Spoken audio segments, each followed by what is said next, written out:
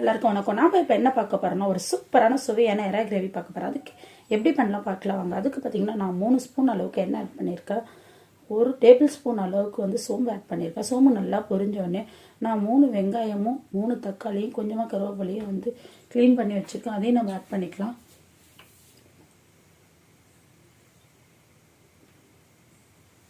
பார்த்தீங்கன்னா நல்லா வெங்காயத்தை குட்டி குட்டியாக கட் பண்ணி வச்சு வெங்காயத்தை நல்லா போட்டு வதக்கிக்கலாம்.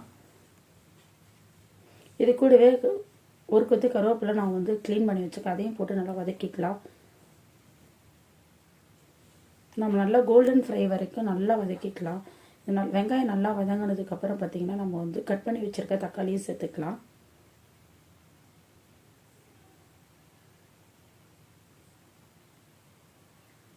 பார்த்திங்கன்னா நல்லா நம்ம வதக்கி எடுத்துக்கலாம். தீ பிடிக்காத அளவுக்கு நம்ம வதக்கி எடுத்துக்கலாம்.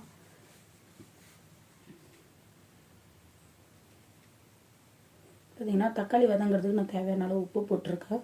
ஸோ இந்த உப்பே வந்து நமக்கு வந்து எறா கிரேவிக்கு போதுமானதாக இருக்கும்.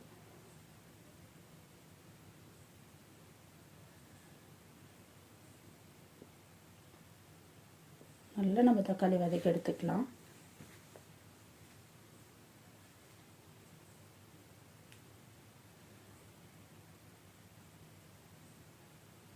தக்காளி நமக்கு நல்லா வதங்கிடுச்சு. இப்போ வந்து நான் 1 ஸ்பூன் அளவுக்கு மஞ்சள் பொடி ஆட் பண்ணியிருக்கேன்.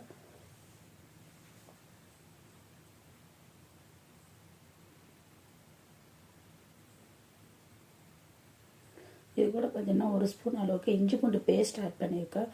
அதையும் போட்டு நம்ம நல்லா வதக்கி எடுத்துட்டு நம்ம எறாவே க்ளீன் பண்ணி வச்சுருக்கோம். ஸோ க்ளீன் பண்ண எறாவே இது கூட நம்ம ஆட் பண்ணிக்கலாம். ரொம்ப சிம்பிளாக ரொம்ப சூப்பரான டேஸ்டான எறா கிரேவி இது. நீங்களும் ட்ரை பண்ணி பாருங்கள். கண்டிப்பாக ரொம்ப சூப்பராக இருக்கும். ரொம்ப சிம்பிளான ரெசிபி தான். பார்த்திங்கன்னா நமக்கு வந்து நல்லா வெங்காயம் தக்காளி நல்லா வதங்கிடுச்சு. போட்டிருக்க இஞ்சி பூண்டு பேஸ்ட்டும் நமக்கு நல்லா வந்து பச்சை வாசனை போகிற அளவுக்கு நல்லா வதங்கிடுச்சு. இப்போ வந்து நம்ம இது கூட வந்து நம்ம எறா சேர்த்துக்கலாம்.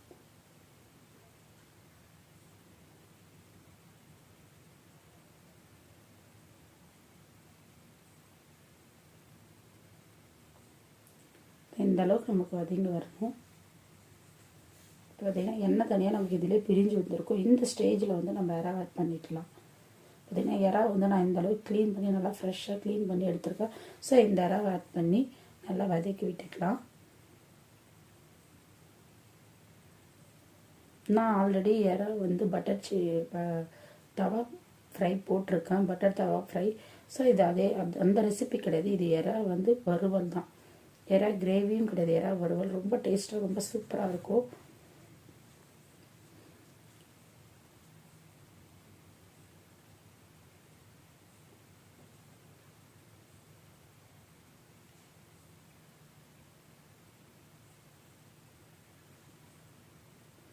பார்த்திங்கன்னா இந்த இறால வந்து பார்த்திங்கன்னா எறா வந்து நமக்கு வந்து குக் ஆகுதுலேருந்து நமக்கு கொஞ்சமாக தண்ணி வந்து கொஞ்சம் வெளியாகும். ஸோ அதனால் தண்ணி வந்து உடனே நம்ம ஆட் பண்ணுவாங்கன்னா இந்த இறாவுக்கு தேவையான ஒரு ஸ்பூன் அளவுக்கு தனியாக போட்டிருக்கேன். தனி மிளகாய் தூள் இன்னும் ஓரளவுக்கு இறால வந்து அதுவாக தண்ணி வந்து விட்டுருக்கு. ஸோ இந்த அளவுக்கு தண்ணி வேணும், ரொம்ப கட்டியாக வேணும், அந்த அளவுக்கு தண்ணியிலே நம்ம வந்து செஞ்சிடலாம். இல்லை எனக்கு தண்ணி கொஞ்சம் அதிகமாக வேணும், நீங்கள் தண்ணி விட்டு கூட செய்யலாம். ஸோ இப்போ வந்து வீட்டுத்தூள் தான், வெறும் குழம்பு மிளகாய் தூள் தான். நான் வேறு எதுவுமே ஆட் பண்ணல. ஜஸ்ட்டு காரத்தூள் வீட்டுத்தூள் இது ரெண்டுமே மட்டும் ஆட் பண்ணி இஞ்சி பூண்டு பேஸ்ட் ஆட் பண்ணி சிம்பிளாக ஒரு எறா கிரேவி. ஆனால் கைஸ் இது சாப்பிட்டிங்கன்னா ரொம்ப டேஸ்ட் ரொம்ப அல்டிமேட்டாக இருக்கும். ரொம்ப நல்லாயிருக்கும். இப்போ பார்த்திங்கன்னா எனக்கு தேவையான அளவு கொஞ்சமாக தண்ணி விட்டுருக்கேன். ஸோ எனக்கு ரொம்ப ட்ரையாக வேணாம். இதிலே எனக்கு சாதம் போட்டு பிசைஞ்சு சாப்பிட்ற அளவுக்கு வேணுன்றதுனால நான் கொஞ்சமாக தண்ணி விட்டுக்கிட்டேன். ஸோ இது ஒரு 5 நிமிஷம் சென்று பார்த்திங்கன்னா சூப்பராக நமக்கு குக் ஆகிடும். ஸோ இந்த ஸ்டேஜுக்கு வந்துடும்.